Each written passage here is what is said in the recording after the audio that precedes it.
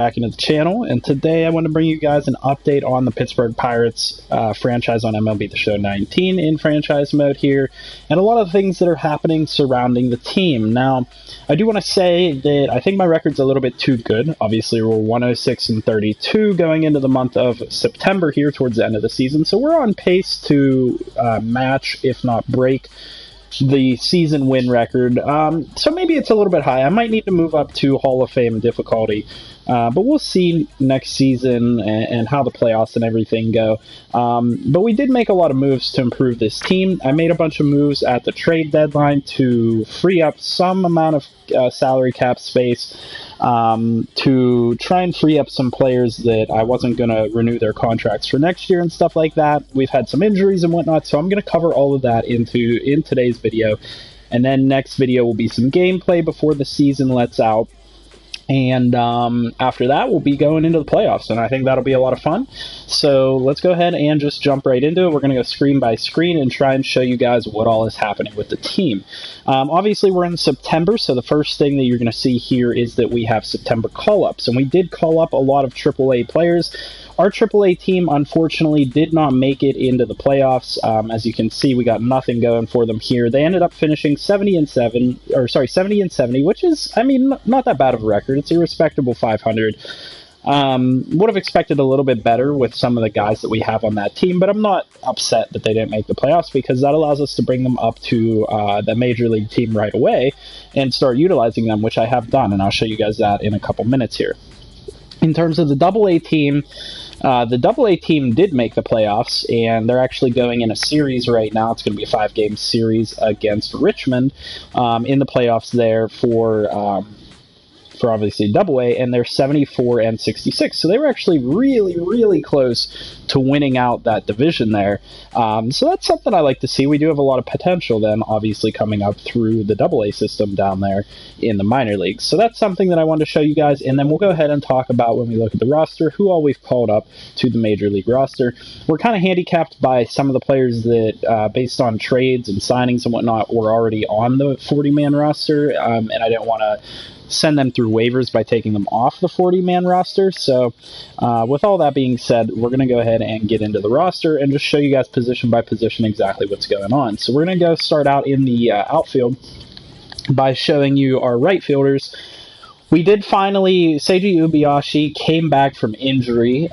He was on the on the 60-day DL, and he was actually out for like 90 days. And we finally got him back. We gave him some time down in AAA to go and do some batting and whatnot and get his stats up, and he was still batting over 300, so we brought him up to the major leagues to utilize him, because what had happened is Corey Dickerson suffered a torn rotator cuff, so he was actually performing really well, as you guys can see, with a 328 batting average. He was in the running for the batting title and 25 home runs, so he's performing really well.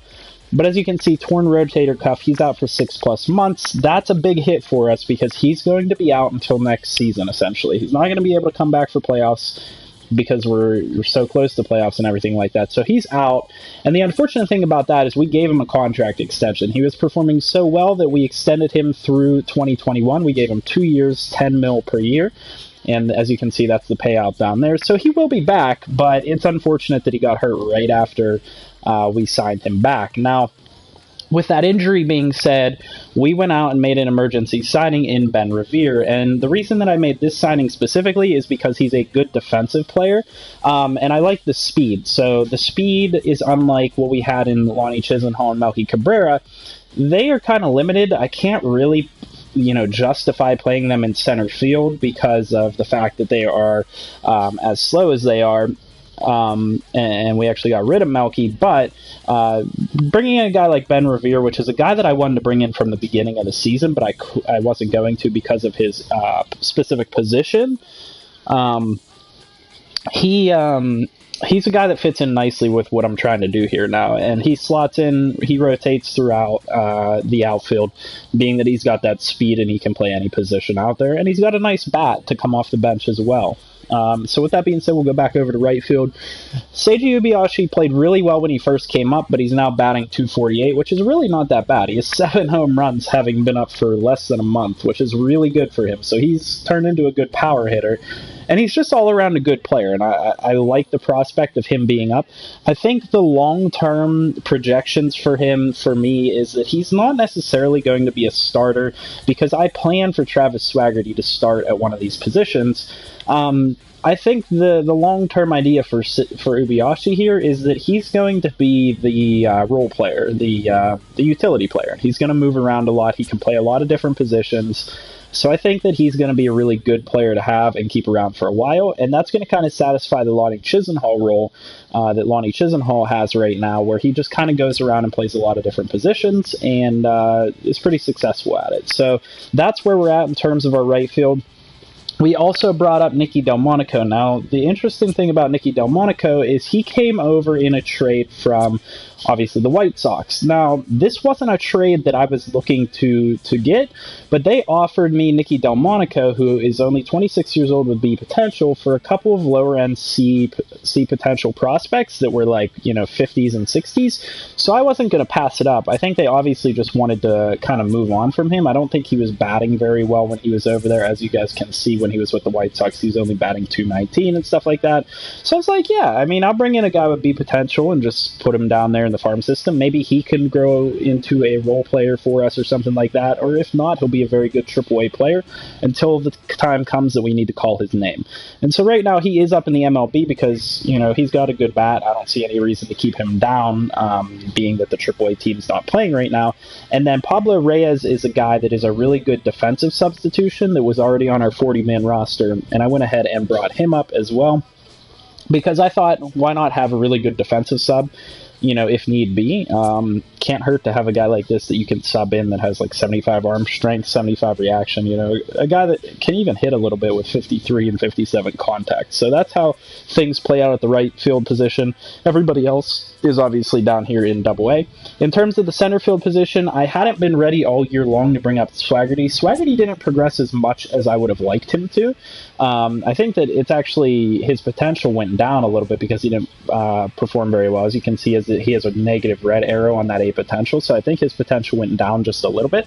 But he did grow a tiny bit as the season went along, so I'm going to be looking for him to grow more in the future, and that's why I decided I'm not going to leave him down there in the AAA. I'm going to bring him up and try to get him some at-bats and try to get him going in the MLB, because if we can do that, that might kickstart his growth moving forward.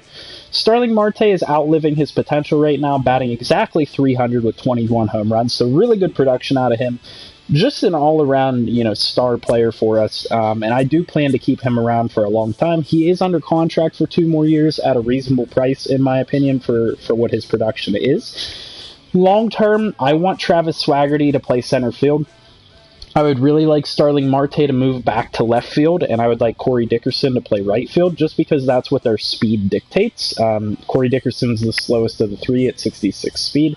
Starling Marte, his speed will go down as he ages, so he's at 81 right now, and Travis Swaggerty is at 82 currently. So that's kind of the way I see things playing out in the outfield as a whole. Let me know if you guys see anything different, or maybe there's somebody else that you specifically want me to start in the MLB. And Ubeashi was actually up to an 80 whenever he first came up, because he got a big confidence boost. Now he's a little bit cold right now, but not a big deal. I am trying to get Swaggerty going, so we'll see what we can do with Swaggerty. Guys like Ubeashi, Delmonico, Reyes, lots of prospects up right now, so we are going to be rotating them through and giving them chances to bat. Now, a guy that was hot down in AAA, Jason Martin, actually a pretty good defensive player, as you can see, and a decent bat. We decided to call him up as well because I think he was already on the 40-man roster. So we went ahead and brought him up, another guy that is going to get a chance to see some action up here in the MLB, but not much else to say about him there. In terms of shortstop, we did move on from Kevin Newman. And I'll go ahead and I actually have to fix Cole Tucker's glove, obviously, because it's blue from being down in AAA. But I'll tell you guys what we did with Kevin Newman here in a minute. But we moved on from Kevin Newman. He just wasn't fitting what I wanted. So we got somebody really good in return for him, potential-wise. And I just went on to Cole Tucker, and Cole Tucker has just been miles ahead of what Kevin Newman was for me. He's batting .288. He hit 6 home runs in his few games that he has been up in the MLB, 8 steals. Just all around a better player, in my opinion, and I'm doing a lot better with him. So I I really like playing with Cole Tucker, and Cole Tucker went up a lot in overall. As you can see, he's up to an 81 compared to Kevin Newman, who barely progressed whenever he was up here in the MLB. So we shipped him off to the White Sox in a trade, and I'll show you guys when we come around to our pitching staff who we got that's going to be a future potential guy for us. You guys might know who it is, and I hope you guys are excited about it if you do. Brian Hayes, we're leaving him down in AAA right now. I could bring him up at some point, but I just don't have a whole lot of room on the on the 40-man roster. I considered bringing him up because of the fact that he is really close to kind of being an MLB player, and he's got a lot of potential, but we were kind of hamstrung by who was already on the 40-man roster. We don't have a lot of room, so I'm leaving like one spot on the 40-man roster open in case there's some need that I need to address, and then I can bring somebody up. But he is one of the next guys to get called up if I decide that's what I want to do. In terms of third base, Vlad Guerrero Jr. performing really well at third base. He's up to an 83 over here. He's batting .323. The new OSFM roster, I think, actually has him at a base of like an 84 or an 85. So he is actually, we progressed him like a crazy amount to where he originally started, but we're right around where the live roster would have him at. And then Colin Moran actually is batting really well for us as well, and he's rotating in at these positions. He's primarily been starting at right field since we traded away Polanco, and he's doing pretty well at it. And he's batting really well. He's batting .296. He has 6 home runs and a couple of steals. So I don't understand how I get steals with him, but he somehow managed to got 2 steals, probably when I simmed a couple games. Then we also have this guy, Dominic, I'm not even going to try and pronounce that last name. He was a first baseman prospect for us, actually, and he was like a 65. But then I noticed that he has 75 arm strength and 77 fielding, and I was like, this guy's going to be probably a good shortstop or third base prospect. So I moved him over to third base. Turns out he went up to a 71, and he could be a good defensive player for us, and he was on the 40-man roster already, so we brought him up as an infield guy that can rotate around for us. So it should be interesting to see if we can do anything with him. And then we'll go ahead and move on to second base. Yes, we kept Adam Frazier around. This is a guy that I like a whole lot, and I've been going back and forth with myself about moving on from Adam Frazier, but I just can't bring myself to do it. I really like Adam Frazier, so we signed him to a 3-year extension. That'll sign him through, the age of 30, and that puts him at, right now, an 82 overall, $3 million per year, which is a relatively, inexpensive deal for what his overall is, in my opinion, and for what his production is. He's batting .286. I really like the role that he plays for us, batting second in the lineup. He just plays really well. He bats in Marte a lot of the time. I'm okay with it. I'm pretty much set on Adam Frazier here at second base until a guy like O'Neal Cruz or a guy like Brian Hayes really works their way into the lineup, and their overall increases enough to really be an MLB level player. So I'm cool with Adam Frazier for a couple more years, and if we do have to trade him away later on, or maybe he becomes more of a role player for us, we have him on a relatively good amount of money deal for him. I mean, you consider guys that are on this team that are maybe being paid a little bit more, or maybe a little bit less, but fill out that role. I mean, you look at a guy like Lonnie Chisenhall. He's making $2.8 million on a 1-year deal, and he's filling out that role as that bench rotational player. If you talk about a starting player that's playing really well for us in Adam Frazier, even if he turns into that bench player, we have him at a $3 million deal, which is not that much to deal with. And then we're leaving O'Neal Cruz down. He's very similar to Brian Hayes, where he's close to being on the verge of being an MLB-type player, and he was batting really well in AAA, so I could consider bringing him up, but like I said, he wasn't already on the 40-man roster, so we want to leave one spot open on that 40-man in case there's like an emergency and I need to bring somebody specific up, so he could be a potential to call up later on at some point, but as of right now, he's staying down there on the AAA roster. And then we move over to first base. The big boy, Josh Bell, the superstar of the team. We have him batting so well right now that he has finally joined the 50 home run club. 50 home runs on the season, batting .322. We're trying to get him a triple crown by the end of the season. That's my main goal. If anything else, I know we're pretty much locked up for a playoff spot. I want Josh Bell to win the Triple Crown. And in order to do that, I got to get his batting average up around like 335, which shouldn't be that hard to do, but it means we have to kind of cool it down on the power swings and try and regular swing a little bit more.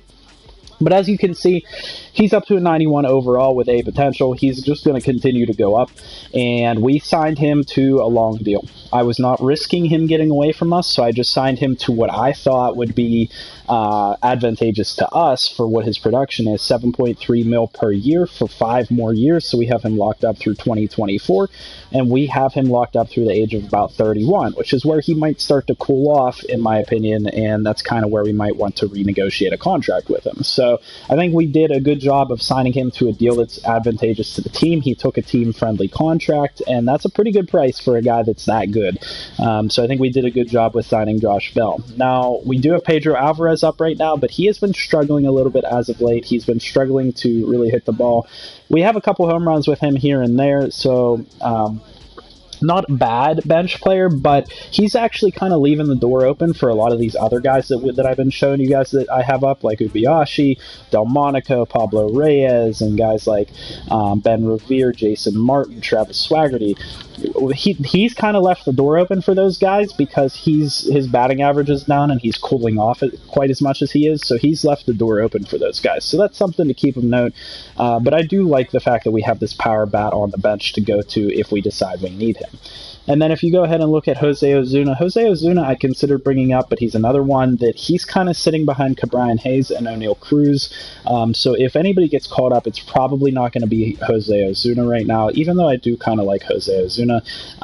He's not going to get caught up anytime soon. Now, we did make a big trade for Jorge Alfaro. And what we did here was we decided that Andy Yerzy isn't progressing at the rate that I expected him to. So it's going to be another season or two before he's going to be MLB ready. And we had, what's his name?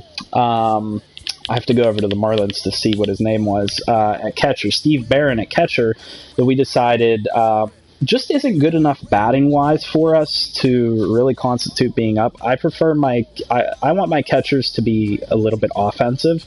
And Steve Barron's a very good defensive catcher, but not good enough for us.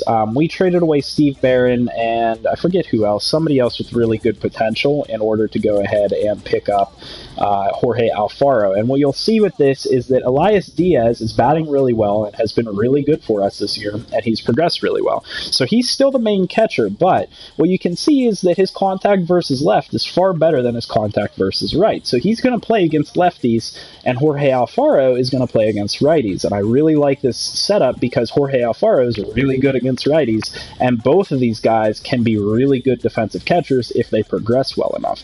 As you can see, Elias Diaz has 83 arm strength, which is really good for a catcher, but if you look at Jorge Alfaro, 99 arm strength for a catcher. So we're going to try and do really well with both of these guys. I think this is going to be a really nice 1-2 tandem.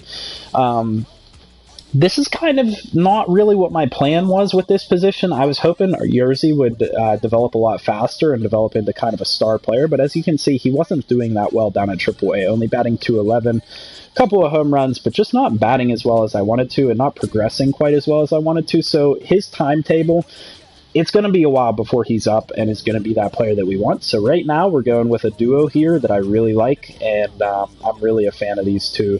Both of them have seen a lot of work this year, and I'm pretty comfortable with these guys being my 1-2 catcher duo. Now at closing pitcher, obviously we're keeping Felipe Vasquez. He is in the running for reliever of the year or whatever the award is. He's just been doing really well. I mean, he's got let me see if I can say 43 saves, which is just absolutely phenomenal. That's the best number of his career, if you can see here.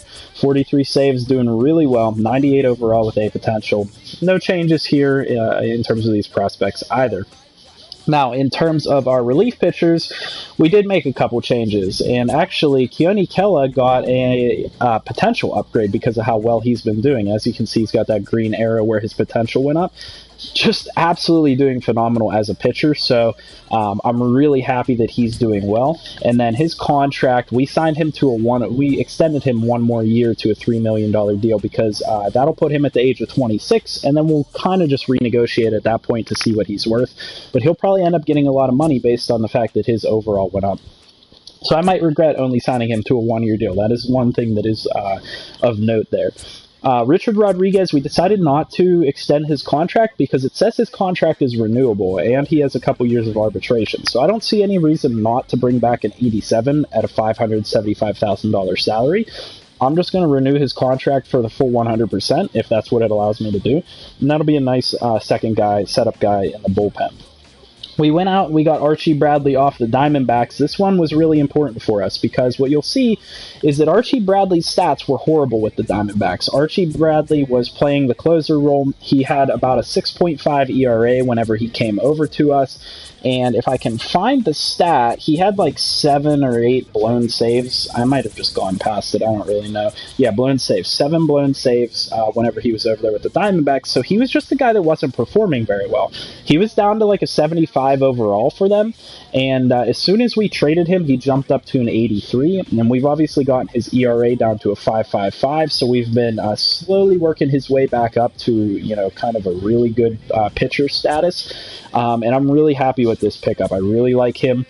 He's under control for 4 more years. I don't know if we're the one that signed him to that contract or if they did, but I like the deal based on how good he is. Maybe paying a little bit more for him than I would like to, but I like the fact that he's locked up at that rate for a potential guy. And then Edgar Santana, another guy that is really good. His contract is renewable, so we're going to renew his contract whenever we're able to. Kyle Crick, Joe Jimenez, these are guys that you guys have seen. Renewable contract for Crick. Contracts renewable for Joe Jimenez, so we're going to do that. And then Urania is a guy that I'm really proud of this year. We've gotten his ERA to almost down under 3.0, and he is now at a positive record. He's the guy that we got from Miami that had a really bad record whenever he came over, but something that I think is important to note, that we have done really well with him and kind of turned him into a reliable long reliever there that can start a couple games for us. Now, if we go ahead down, there are a couple guys that are on our 40-man roster. Steven Brault, he was just already on the 40-man roster, so he's just kind of there if we need him. And then Nick Birdie was already on our 40-man roster. Not much we could do about that, so we're just kind of leaving him at the bottom of the bullpen and maybe going to get him some action. And then the real update, and what I really want to show you guys, is what happened in terms of our starting pitcher talent. And the fact that we're going to have to make some moves next year to figure out how we're going to manage this line, how we're going to manage this rotation. So the 1, 2, 3, 4, 5 are all the same. They've all played really well this season. Trevor Williams in lead for the Cy Young Award at a 1.73 ERA. He's 20-2, which is, I think, a record. Jameson Taillon at a 3 ERA at 16-6. Sliding a little bit in the month of September, but that's okay. Chris Archer been pitching really well as the 3 starter, pretty much as expected. Joe Musgrove pitching pretty good for a 4 starter, and Chad Kuhl pitching really well for a 5th starter. But we have Nick Kingham, who is prepared and ready to come up. And in another trade, and I believe coming over in that trade with Miami for the catcher, we were able to get Eliezer Hernandez. And this is a guy that I pitch really well with personally. He's only 23 years old, and he is a 73 overall with B potential. This is a guy that I pegged to maybe go and play in the bullpen, and that's how I've been utilizing him since I brought him up to the 40-man roster. This is a guy that I think can transition into a bullpen role really nicely. So we're going to have to see what we do trading wise, because we have so many pitchers here now. And this is the guy that I got from the White Sox in return for Kevin Newman and another player. We got Michael Kopech, one of the best prospects in all of Major League Baseball, pitching wise, and we went out and we got a 1-0 win with him already. He has a 1.5 ERA, and he had 4 strikeouts in that outing. So for a 72 overall, that was a really good outing with him. He's got 97 velocity. He hits 100 on the gun on his fastball. And I think that there's a really good chance that this guy is going to slot into our our rotation next year. And realistically, I want my rotation next year to be Trevor Williams, Jameson Taillon, and then I think what I want it to be is I want it to be Nick Kingham, Michael Kopech, and Mitch Keller. Now, aside from those guys are all playing pretty well.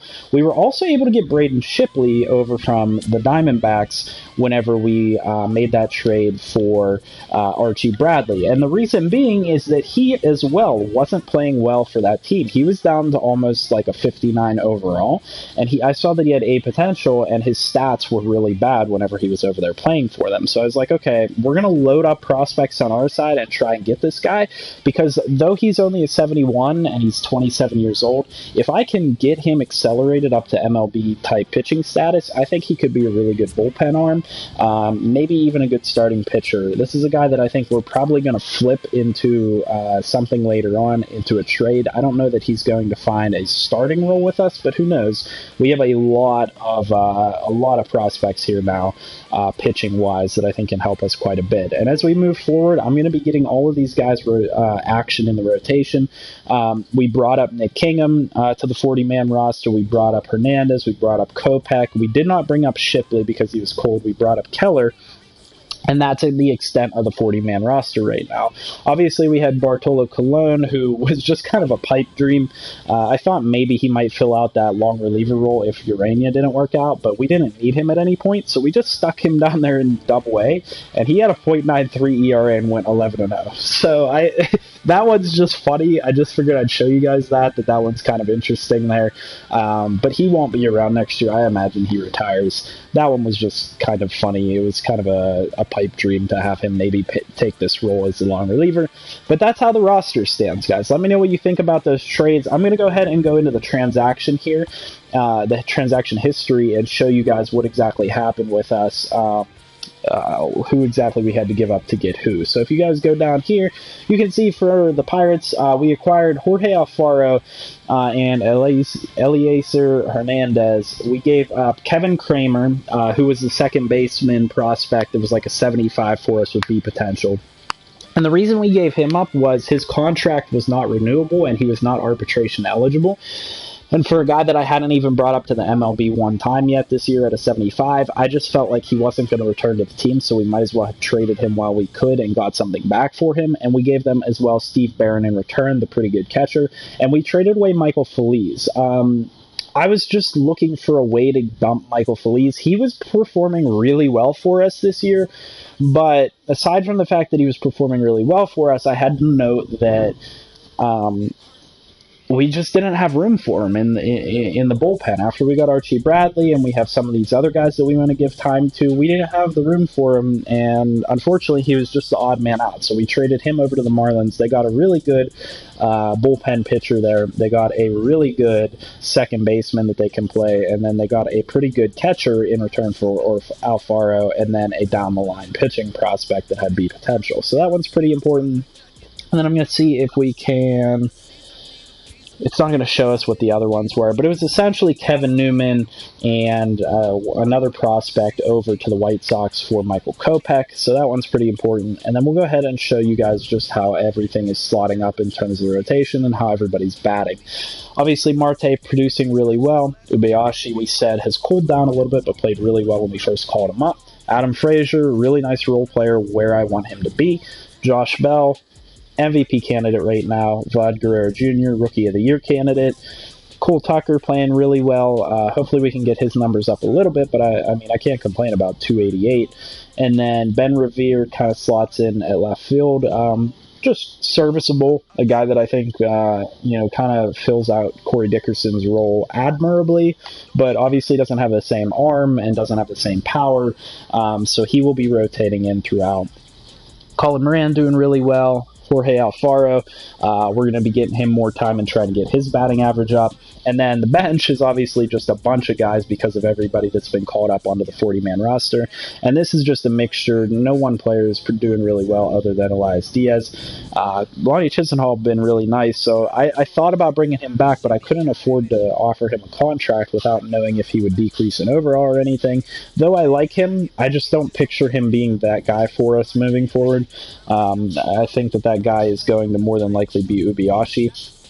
or maybe even Frazier, or maybe one of these other guys like Delmonico, Swaggerty. We'll see how things play out as we go. But I kind of laid it out for you guys. That's how everything is running right now. In terms of morale, we only have one player that's angry, and that's Jason Martin. He expects to be a star, apparently. I looked at this before, and I was like, I don't quite understand why he expects to be a star. That one's kind of confusing to me. And we might have some issues moving forward with our pitching staff, because a lot of these guys expect to be aces on pitching staffs, and that might be a bit of a conflict. So we need to get their personal performances up enough to compensate for that. And then as well, Martin believes he's not being paid enough. So he might be a guy that heads out to another team. I don't know. Yeah, his contract's renewable. So we didn't have an option to re-sign him for more money. But in the offseason, it might be advisable for us to pay him a little bit more to keep him happy, as opposed to keeping him on the renewable $50,000 contract that he has. So not a lot of angry faces there. And then, what's the other thing? Pitching rotation, we're pretty good there. GM goals, we've hit a lot of our GM goals this year. As you can see, we've won 10 consecutive games 2 different times. We've won 10 consecutive series. We've won 20 games in a single month. Lots of different things throughout here. Training-wise, right now, I'm personally training every player. I don't have it on auto anymore. Our budget is relatively the same. We lost a tiny bit of budget overall because of... I think bringing in a couple of those players, but at a 2.03 mil per week, we still have a lot of room. That'll go down next year once all of those contract extensions kick in, but not that much. We might even be able to target some free agents, so we'll see at that point. We weren't able to get anybody off of revocable waivers, and the reason being for that is that everybody revoked their waivers on those players that were out there that I showed you guys in that other video where we talked about waivers. So not a big deal there. Would have been nice to get a couple of those players, but we weren't able to get anybody off of those transactions. Draft picks, I've showed you guys our draft picks up to this point. Obviously, the standings in the league were at 106 and 32. And last time I checked, the Astros weren't that far behind. Yeah, they're at 97 and 43. So they are a little bit further behind than we are, but they were having a similarly crazy good record. And we haven't even clinched. Oh, no, we have. We've clinched our division and now at 106 and 32, which is good to see. So that's where standings line up for us. We have a lot of league leaders, as you can see. Josh Bell, Felipe Vasquez, Josh Bell leading in RBIs. Jacob deGrom is leading in strikeouts, so he's giving Trevor Williams a run for his money in terms of the Cy Young Award. But earned run average is Trevor Williams by quite a bit over Jacob deGrom. Starling Marte leads in stolen bases. That's no surprise. You guys know I like to steal bases at a high rate. But obviously these days, stolen base numbers come nowhere near what like the stolen base numbers were in the 90s and early 2000s. Those guys would have 100 plus steals every year, and that's not quite the way it is anymore. And then, in addition, all of our pitchers are up there in wins because our team's been doing so well. Batting average, like I said, I got to get my batting average up to around 332, 335 if I want to have a chance at that triple crown with Josh Bell. Dickerson was up there. He was like second or third, but he got kicked off the list once he got injured, so that's important to note.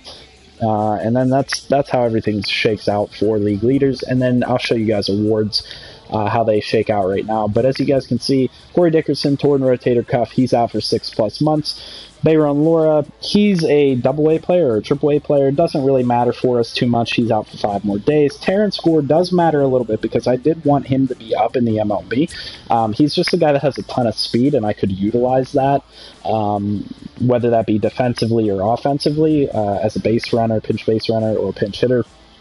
I could utilize him, so I plan to bring him up to the 40-man roster as long as he's on it. And he was batting pretty well whenever he was down in AAA or AA, so I'm hoping to get him back here in a couple days and utilize him maybe a little bit.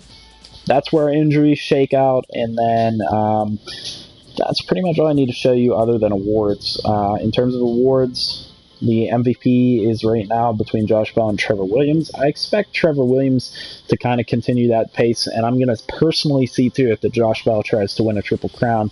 So I find it hard to believe that Josh Bell won't win the MVP at that point. Cy Young is between Trevor Williams, DeGrom, and Tyone. The only way that I see that this happening is if Trevor Williams slides a little bit in terms of his ERA. DeGrom might win it on the amount of strikeouts that he has, but winning-wise, Trevor Williams just miles ahead of everybody else. We don't have anybody in the running currently in these top three for the batting title, but as you guys could see, I mean, it's 332, and Josh Bell's batting 322, so he's not that far off if we want to try and win that Triple Crown. Felipe Vasquez now leading in saves, and ERA was better. He had like a .5 ERA, but he gave up another run or two in a couple previous outings, so he does have an ERA up around 1 now. But he's 71 strikeouts, which is above everybody else. Rookie of the Year currently going to Vlad Guerrero Jr. Some of these rookies actually fell off quite a bit. Tatis was batting up in the 300s with, he was beating Guerrero Jr. in home runs, but he's kind of fallen behind at this point, close to being overtaken in terms of home runs, and significantly overtaken in terms of batting average. So that one's pretty important to note. We do have Josh Bell winning the Hank Aaron Award right now, and then nobody Golden Glove except for Starling Marte. And Starling Marte was winning the Golden Glove with a 1,000 fielding percentage or a 100 fielding percentage until all of a sudden he must have misplayed a ball or two. And so he has 992 right now. So this is a much closer race. Harrison Bader could potentially take over Marte. I hope Marte wins this. We're going to have to keep trying to do our best with him. But his stats are really good. I mean, he's got 232 putouts, 9 assists, and I think he's seen more action than Bader has. So maybe that's why he's currently on top of Bader at the moment. But we'll see how that goes. And then I believe that's all we got. Chris Archer was in the running for Silver Slugger, but at this point, we're not going to get him much higher than where he's at in terms of batting average. I'm happy with the fact that he's batting 232 with a home run, but we're not going to beat out 250 or 263 with 3 home runs. Congratulations to Bumgarner or Nola. One of those two is going to win the Silver Slugger there. I believe the catcher, somehow Jorge Alfaro is potentially going to win Silver Slugger at catcher, so we'll see if we can do anything about that to get his numbers up. Josh Bell going to win Silver Slugger first baseman, and that's all we have in terms of awards for our team. Actually, no, it's Starling Marte apparently Silver Slugger now at this point. He has hit quite a few more home runs as the season has progressed here. So we'll see. He might apparently win a Silver Slugger out there, which is nice to see. Guys competing for different awards. So the main focus, like I said, moving forward, we don't have that many games left, but the main focus moving forward is going to be a lot of Josh Bell and a lot of Trevor Williams, and trying to ensure that those guys win those awards, because those ones are pretty important to us. We want to see those ones fall into the Pirates' hands, and that's the way that the lineup shakes out. I'm pretty happy with the moves that we've made. Please leave me your feedback down below in the comment section. Let me know what you guys think. If you guys enjoyed catching up here on where we're at, leave a like on the video, and if you want to see more, if you want to see the next episode where I play some games, leave a like, and I'll show you guys the schedule one more. If there's a specific game that you want to see me play before the season's out, let me know. We have a series against Miami, we have St. Louis, San Francisco, we have Chicago, we have Seattle, Milwaukee, Chicago again, and then Cincinnati at the end of the season. So if there's one of these opponents that you specifically want to see gameplay against, please leave that down in the comment section below right now, and I'll try and satisfy that request and get you guys some gameplay against those specific teams before we head into the playoffs, and get you guys some playoff gameplay as well. So hope you guys enjoyed it. I hope you guys are sticking around and enjoying the franchise and just seeing how things are progressing with us. Hopefully we can win this team a World Series. Hopefully I can win you Pirates fans out there a World Series, or those of you that are a fan of the channel or a fan of me or a fan of just this franchise in general. I hope you guys have a great rest of your day, and I hope you guys leave all the feedback and support the channel by leaving likes and subscribing and telling everybody about the channel, because we're almost about to hit 100 subscribers, and I want to do something special for 100 subscribers. I'm thinking about if there's anything I can do for you guys. So we'll see. So we're going to try and hit 100 subscribers, and hopefully you guys continue to support the channel. Like I said, I hope you guys have a great day, and I'll see you guys in the next video. Hope you have a good one.